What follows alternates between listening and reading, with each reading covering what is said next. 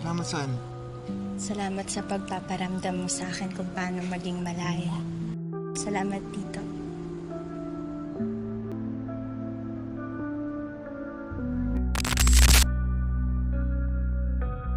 Sa condo unit na tinitirahan ni Alex ay makikita nito ang tropa na kasalukuyang kinakain ang tahong ni Carla, ngunit may biglang darating doon na maladiwata ang ganda na tila magpapatigil sa mundo ng ating bida.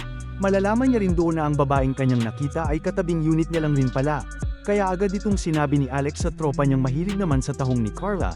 Subalit sa kalagitnaan ng kwentuhan ng dalawa darating rin doon ang misteryosong babae na tila nagpaparamdam na sa ating bida. Sumunod noon saktong nagkasabay naman ang dalawa sa elevator ngunit hindi makadiskarte ng maayos si Alex sa dahilang torpe ito. Kaya dinaan na lang ni Alex sa pasulyap-sulyap hanggang sa ginawa niya na ring busohan ito. At bumungad sa kanyang mga mata na ang dalaga na kanyang nakikita ay kasalukuyang nagpaparaos ng mag-isa. Matapos noon nagkaroon na rin ng pagkakataon na magkakilanlan ang dalawa kaya sinamantala na rin ito ni Alex at nagpakilala ang babae sa pangalang Eva. Sambit ni Alex na isa raw siyang probinsyano at kasalukuyang nag-aaral lang sa Maynila bilang software engineer, subalit nang aalis na sana si Eva bigla naman itong pinigilan ni Alex, at sambit ni Eva na kapag humawak ka na huwag munang pakawalan, hanggang sa naganap doon ang matinding bakbakan, ngunit ang mga naganap ay isa lamang palang imahinasyon ng ating bida. Tudaw na yung ice cream mo. Excuse me. Kung wala kang gagawin, pwede kitang gawa ng merienda. Ayaw mo ba? Sige.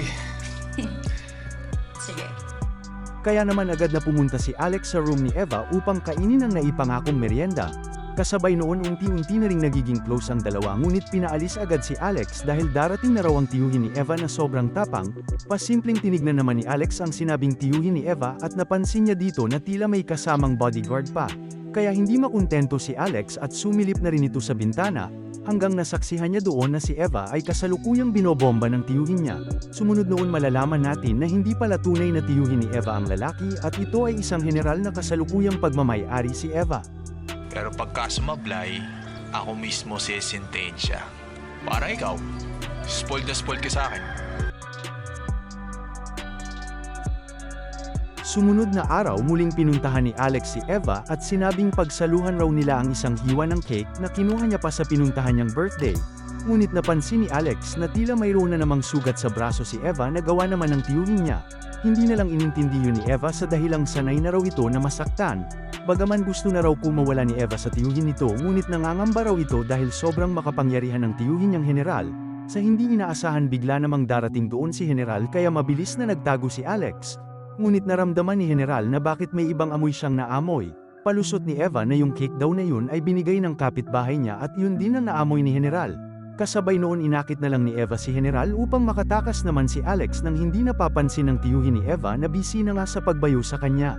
Matapos nang nangyari sakto namang nakasabay ni Alex si general sa elevator kaya tila kinakabahan ito. Ngunit mayroong sinabi sa kanya si general. Okay na. Alam ko yung ginagawa mo. Masama yun. Baka magkakuliti ka. Dahil sa sitwasyon na mangyan ni Eva mula kay general kaya gusto na rin ni Alex na itakas na lang si Eva patungong probinsya, sambit ni Eva na kahit saan pa raw ito magtago madali lang rin daw siyang makikita ni general dahil makapangyarihan daw ito. Kaya sa labis na pagiging malapit na ng dalawa kaya sa mga pagkakataon na rin yun ay tuluyan ang mayroong mangyayari sa kanila.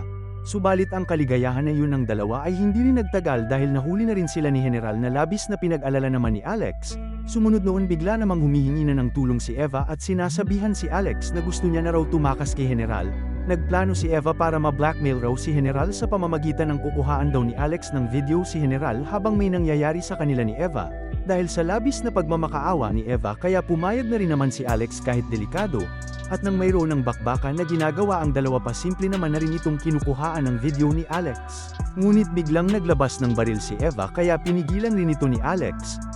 Kaya kong i-upload tong video na to para pagpiestahan ka ng lahat. Babalikan kita. Hintayin mo. Itigil mo yan! Subalit lumipas ang ilang oras tila hindi na bumalik si Eva at hindi na rin makontak ni Alex. Kaya doon na rin sasabihin lahat ni General kay Alex na si Eva raw ay hindi totoo at parehas lang silang naloko. Noong makilala raw ni General si Eva humingi daw sa kanya ito ng tulong dahil mayroon daw humahabol sa kanya.